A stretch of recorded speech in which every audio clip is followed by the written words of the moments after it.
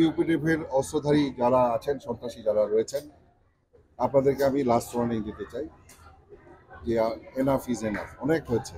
আপনাদেরকে আমরা অনেক ছাড় দিয়েছি, বাট আমি এতটুকু এনশিওর করতে পারি যতদিন আমরা এখানে আছি পার্বত্য চট্টগ্রামে আমাদের রাঙামাটি রিজন থেকে আমরা এনশিওর করব যে আপনারা এই দেশ থেকে আপনাদেরকে বিতাড়িত হতে হবে। আপনারা আপনাদের যাদের মদদে আপনারা কাজ করছেন, আপনারা ওই দেশেই চলে যেতে হবে। আপনার বাংলাদেশের সংস্কৃতির একটা সুন্দর দিক রয়েছে যে আমরা সবাই শান্তিপূর্ণভাবে সবাই সহাবস্থান করতে পছন্দ করি।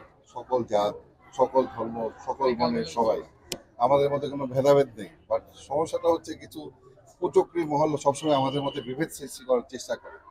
এই যে অতি সম্প্রতি আপনারা দেখতে পেরেছেন যে খাগড়াছড়িতে যেটা হয়েছে, গুইমারাতে যেটা হয়েছে, এটা আমাদের মধ্যে বিশ্বাসের মধ্যে ফাটল তৈরি করতে পেরেছে।